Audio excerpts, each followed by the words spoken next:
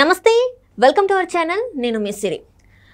అర్ధరాత్రి Andhra IPS officer అస్సాంకి అయితే బదిలీ అయ్యారు. ఇదేంటంటే ముఖ్యమంత్రి జగన్మోహన్ రెడ్డి గారికి రైట్ హ్యాండ్ లాగా పేరు తెచ్చుకున్నారు. అంటే ఏది జరిగినా కూడా జగన్మోహన్ రెడ్డి గారు తన మీద డిపెండ్ అయ్యారని చెప్పేసి అయితే మనకి వార్తలు ఉన్నాయి. సో ఇందులో ఎంతవరకు వాస్తవం ఉంది, అసలు ఎందుకు అస్సాంకి తనని బదిలీ చేశారు ఏంటి? సో ఈ అంశాన్ని మనకి వివరించడానికి మనతో పాటు ఉన్నారు ప్రముఖ సీనియర్ జర్నలిస్ట్ జగదేవ్ గారు.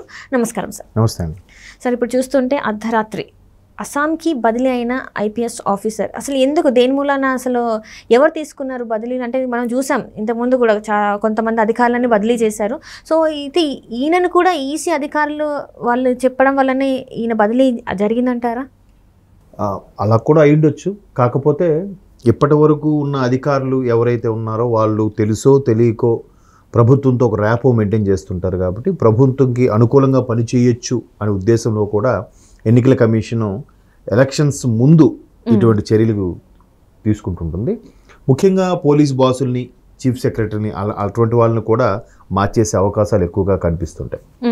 అయితే ఇది ఎన్నికల కమిషను ఈసారి చాలా నిబద్ధతతో చాలా స్ట్రిక్ట్గా వ్యవహరించాలని యోచిస్తున్నట్టుంది. అయితే ఎన్నికల కమిషన్ ఒక 3 నెలల కిందట వరకు చూస్తే రాష్ట్రంలో ఉన్న ఎన్నికల పరిస్థితి ఏంటి, నెక్స్ట్ ఎన్నికలు సజావుగా సాగే అవకాశం ఉందా ఏంటి అనే దాని మీద ఒక సమీక్షా సమావేశం నిర్వహించింది విజయవాడలో. దానికి సంబంధించి ప్రతి ఒక్క పార్టీకి సంబంధించిన వ్యక్తుల్ని, అధ్యక్షుల్ని, ఆ పార్టీలో కీలకమైన వ్యక్తులతో కూడా చర్చోపచర్చలు జరిపింది. అంటే ఎందుకు జరిపిందంటే అత్యధికంగా కంప్లైంట్లు కూడా వెళ్ళాయంట ఎన్నికల కమిషన్కి. ఇక్కడ ప్రభుత్వంలో ఉన్న పరిస్థితులు, ఇక్కడ కొన్ని జరిగే అరాచకాలు రాబోయే ఎన్నికలు మహాసంగ్రామాన్ని తలపించవచ్చు, రక్తపాతాన్ని సృష్టించే అవకాశాలు కనిపిస్తున్నాయి. ఒక పార్టీ వాళ్ళు ఇంకో పార్టీ మీద కార్యకర్తలు దాడి చేసుకోవడాలు, నరుక్కోవడాలు కూడా సంభవించే అవకాశాలు కనిపిస్తున్నాయి అనే ఉద్దేశంలో కొంతమంది కంప్లైంట్లు ఇవ్వడం, దాన్ని వాళ్ళు గ్రౌండ్ లెవెల్లో వాళ్ళు రిపోర్ట్ తెప్పించుకున్నా మళ్ళీ ఒకసారి సమీక్షా సమావేశం ఎందుకు నిర్వహిస్తారంటే ఇవన్నీ మేము సజావుగా నిర్వహించడానికి, ఇవన్నీ సక్రమంగా నడిపించడానికి మేము ఉన్నాం, మాకు పూర్తి అధికారాలు ఉంటాయి, దానికి మేము ఏ విధంగా చర్యలు తీసుకోవాలో అన్నీ తీసుకుంటాం, మీ తరపు నుంచి మీరు ఏమైనా చెప్పాలనుకుంటే చెప్పండి అనే ఉద్దేశంలో వాళ్ళు నిర్వహించారు.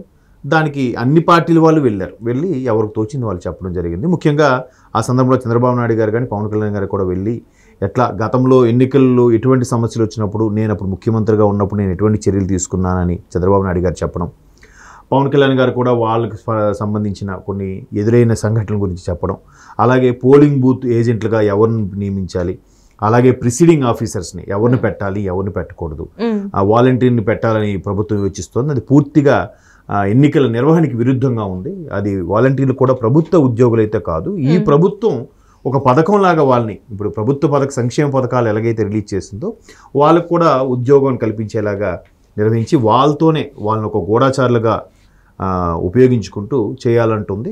అది కరెక్ట్గా కాదు అని చెప్పడం, దానికి ఎలక్షన్ కమిషన్ యాక్సెప్ట్ చేసింది. ఎట్టి పరిస్థితుల్లో ఉపాధ్యాయుల ద్వారానే ఈ కార్యక్రమం నిర్వహిస్తారు తప్ప వేరే ద్వారా నిర్వహించడానికి ఆస్కారం లేదు. ఆల్రెడీ ఉపాధ్యాయులకు ట్రైనింగ్ కూడా నడుస్తుంది, మీరు గమనిస్తే.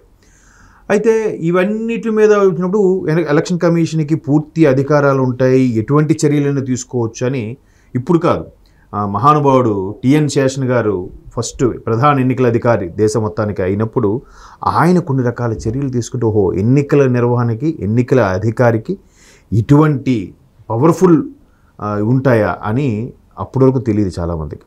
సో ఆయన ఒక్కసారిగా దేశవ్యాప్తంగా ఒక సంచలనం సృష్టించాడు, ఎన్నికల అధికారి అంటే ఈ విధంగా ఉంటారని. సో అప్పటి నుంచి ప్రతి ఒక్కరు కూడా, ఆ తర్వాత వచ్చిన ఎన్నికల అధికారులు కూడా చాలా వరకు నిబద్ధతతో పనిచేయడం ఇప్పటివరకు సజావుగా సాగుతున్నాయి. అయితే ఇప్పుడు ఆంధ్రప్రదేశ్లో అధికారం చేజిక్కించుకున్న వైఎస్ఆర్సీపీ ఎటువంటి విషయాలకు పాల్పడుతుందనే దాని మీద ఎక్కువగా కంప్లైంట్ వెళ్ళడం నేపథ్యంలో ఎన్నికల కమిషన్ అధికారుల మీద 1 by 1గా కొరడా చెలిపిస్తుంది.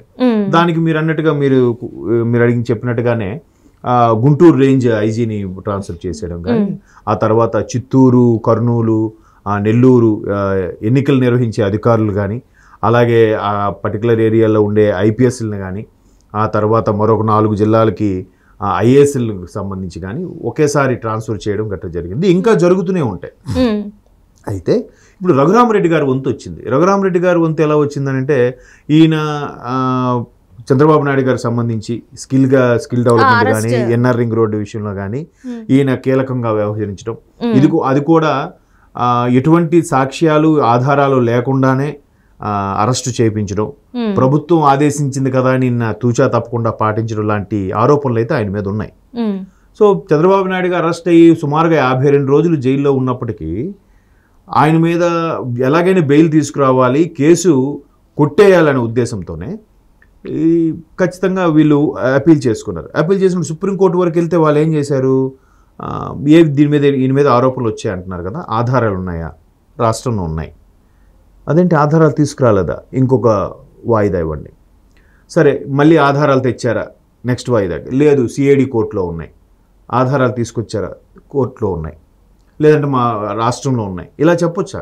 ఇప్పుడు సుప్రీంకోర్టు ముంగిటి వెళ్ళినప్పుడు ఏవైతే ఆయనకు నేరారోపణ చేశారో సార్ ఇవి ఆధారాలు ఉన్నాయి అని చూపించి చంద్రబాబు నాయుడు గారిని ఖచ్చితంగా ఆయన విచారించడానికి మాకు ఇంకా పవర్స్ ఇవ్వండి, మేము పూర్తి స్థాయిలో పట్టుకుంటామని చూపించాలి. ఆ పత్రాలు అప్పుడు చూపించలేదు.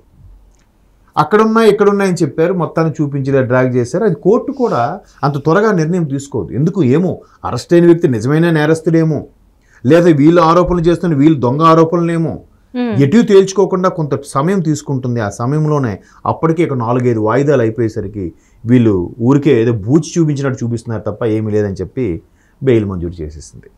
బెయిల్ మంజూరు చేసిన తర్వాత ఇప్పుడు ఎలక్షన్ కోడ్ అమల్లోకి వచ్చిన తర్వాత ఇట్లాంటివి జరుగుతాయి కాబట్టి ఎక్కడ వాళ్ళని అక్కడ ఈ రాష్ట్రంకు సంబంధం లేని వ్యక్తులు కూడా తీసుకొచ్చి ఇక్కడ ఎన్నికల అధికారిగా కానీ సుపీరియర్స్గా కానీ ఐపీఎస్ ఆఫీసర్ అందరూ కూడా ట్రాన్స్ఫర్ చేస్తారు.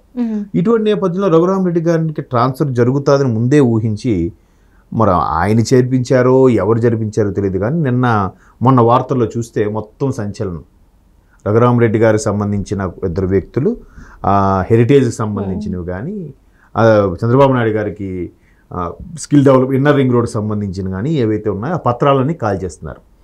ఆ కాల్చిన వీడియోలు కూడా వైరల్ అయ్యాయి, చూసాం మనం. దాని మీద హెరిటేజ్ సీఈఓ కూడా కంప్లైంట్ చేశారు.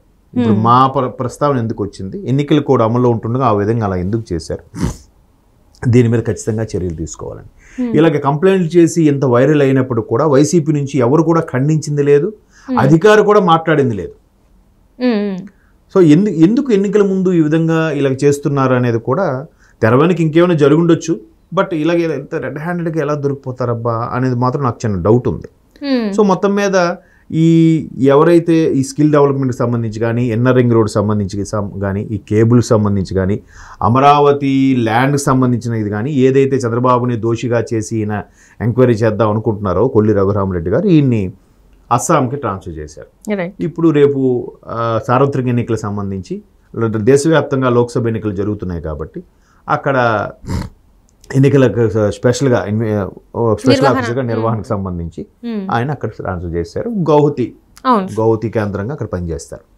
సో ఈ మొత్తం మీద ఏంటంటే బీజేపీని నడిపించడం కాదు, ఎన్నికల కమిషన్ కూడా ఈ విధంగా కొరడా జలిపిస్తుంది. కాకపోతే ఏమంటారంటే వీళ్ళు టీడీపీ వాళ్ళు బీజేపీతో పొత్తు పెట్టుకున్నారు కాబట్టి బీజేపీయే చక్రం తిప్పుతుంది అనుకుంటారు. బట్ బీజేపీ ప్రస్తుతానికి ఎన్నికలు కూడా అమల్లో ఉన్న నేపథ్యంలో ఆపద్ధర్మ ప్రభుత్వమే తప్ప ఇప్పుడు దానికి పూర్తి స్థాయి అధికారులు ఉండవు. అధికారులు కూడా అంతగా వింటారని నేను అనుకోను. ఎన్నికలు కూడా అమల్లో ఉన్నప్పుడు చూచాయిగా వింటారు కానీ, బట్ ఎక్కడ వాళ్ళని అక్కడ ఒకరిని షఫిల్ చేస్తుంది. ఎవరు ఒక పార్టీకి కొమ్ము కాయకుండా, ఒక పార్టీకి ఫేవర్గా ఉండేలా చూడకుండా నిష్పక్షపాతంగా ఎన్నికల తీరుని వ్యవహరించాలి కాబట్టి ట్రాన్స్ఫర్స్ అవుతాయి. ఇంకా చాలామంది ట్రాన్స్ఫర్ అవుతాయి. వీళ్ళందరూ కూడా పైగా ఒకే సామాజిక వర్గం వ్యక్తుల్ని ముందుగానే మారుస్తున్నారని వార్తలు కూడా వస్తున్నాయి. చూద్దాం, ఇంకా జరుగుతాయి. ఎన్నికలు కరెక్ట్గా జరిగితే ప్రజల అభిప్రాయం అనేది ఎవరికి గెలిపించుకోవాలనుకుంటున్నా వాళ్ళే గెలుస్తారు. ఈ ట్యాంపరింగ్లు, రిగ్గింగ్లు ఏం లేకుండా చక్కగా వ్యవహరిస్తారని ఒక అభిప్రాయం. Right sir, right. Thank you so much. Thank you.